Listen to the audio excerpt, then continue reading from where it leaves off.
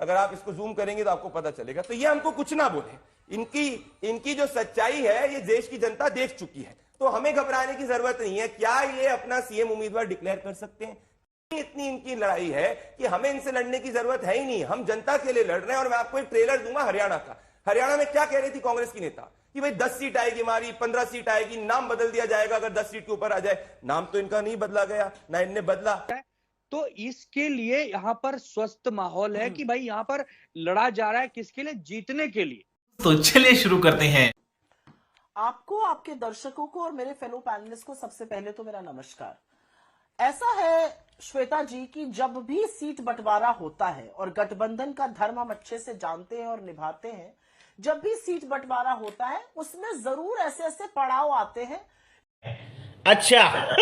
जहां पर किसी सीट पर हमारा भी क्लेम होता है, किसी सीट पर हमारे घटक दल का भी होता है, कहीं पर हमें लगता है हमें ज्यादा सीटें लड़नी चाहिए, कहीं देवेंद्र फडणवीस जी, एकनाथ शिंदे जी और अजीत दादा पाटिल तीनों साथ में बैठते हैं और तीनों के हमारा 90% सीट शेयरिंग फॉर्मूला डिक्लेयर हो जाता है। हमारे किसी नेता को पब्लिक स्टेटमेंट देने की कोई जरूरत नहीं पड़ती किसी नेता के खिलाफ। यह होता है एक ऑर्गेनिक अलायंस। अब इनका फर्क देखिए, जैसे ही कांग्रेस पार्टी हरियाणा के अंदर चुनाव हारती है, हम इनको उपदेश नहीं देते, इनको उपदेश पब्लिकली उद्धव सेना के संजय राउत देते कि कांग्रेस पार्टी ओवर कॉन्फिडेंट थी। मतलब ये चाह रहे हैं कि कांग्रेस पार्टी नीचे जाए जिससे कि वो सीट शेयरिंग में ज्यादा बार्गेन कर सके। आज सीक्वेंस ऑफ इवेंट देखिए। सुबह संजय राउत जी मीडिया के सामने स्टेटमेंट देते हैं कि हम महाराष्ट्र के नेताओं को, कांग्रेस के नेताओं को समझ नहीं है। ये एएनआई का स्टेटमेंट है। तो ये कह रहे हैं कि महाराष्ट्र के कांग्रेस नेता निर्णय लेने में सक्षम नहीं है। और नाना पटोले आज प्रेस कॉन्फ्रेंस में जब संजय राउत के बारे में उनसे सवाल पूछा जाता है तो उठ के चले जाते हैं और कांग्रेस पार्टी के दूसरे नेता को उनको बैठाना पड़ता है।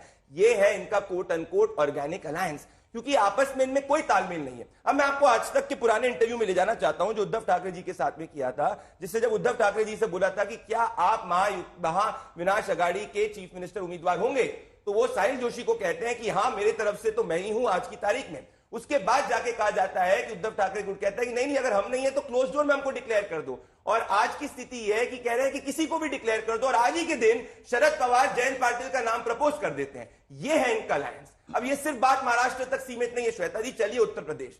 एक दिन पहले इमरान मसूद ने कहा था कि अगर मीरापुर की सीट कांग्रेस पार्टी को मिल जाएगी तो अच्छी बात रहेगी। समाजवादी पार्टी ने कांग्रेस पार्टी से कंसल्ट करे बगैर मीरापुर की सीट जो है अपने आप जो समाजवादी पार्टी को दे दी। मतलब कांग्रेस के नेताओं को पब्लिक स्टेटमेंट देना पड़ रहा है क्योंकि आपस में इनमें कोई बातचीत नहीं है। यह है रियलिटी इनके अलायंस की। अब देखिए जम्मू कश्मीर के अंदर जहां इनकी सरकार बनी है, ओमर अब्दुल्ला इनको एक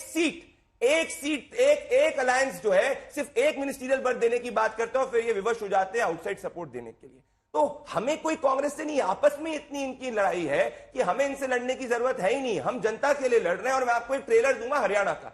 हरियाणा में क्या कह रही थी कांग्रेस की नेता कि भाई 10 सीट आएगी हमारी, 15 सीट आएगी, नाम बदल दिया जाएगा अगर 10 सीट के ऊपर आ जाए। नाम तो इनका नहीं बदला गया, ना इनने बदला, पर हरियाणा की जनता ने इनको बता दिया कि जनता हमारे साथ है क्योंकि ये अपने दलित नेताओं का अपमान कर रहे हैं। चलिए ठीक है, अब मैं आपको 10 सेकंड बताऊंगा क्यों ये झूठ बोलते हैं। ये इन्होंने दलित की बात करी थी, ये कल ही के दिन कांग्रेस ऑफिस में इनने फोटो ली।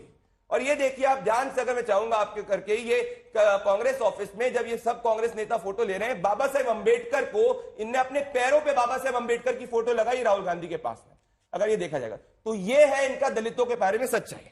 अब इनने कहा था कि किस तरीके से शिवाजी जी को अपमान हमने किया। मैं राहुल गांधी जी का वीडियो दिखाना चाहता हूं जिसमें राहुल गांधी जी को जब शिवाजी जी की प्रतिमा दी गई तो राहुल गांधी जी स्टेज से शिवाजी जी की प्रतिमा को हटा देते हैं।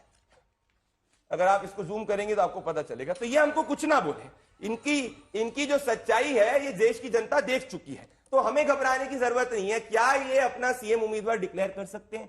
क्या उद्धव ठाकरे जी जयंत पाटिल को मानेंगे चीफ मिनिस्टर उम्मीदवार? मैं ये सवाल पूछना चाहता हूं। आनंद दुबे जी, एक तो संजय राउत की तरफ से जो बयान दिया गया वो ये दिल्ली ही से होगा। अब बीजेपी ने भी कटाक्ष इस पर कर दिया है, हालांकि कि एक समय था जब बाला साहब के सामने ये सारे निर्णय होते थे, अब दिल्ली आप लोगों को ले जाना पड़ रहा है। उसने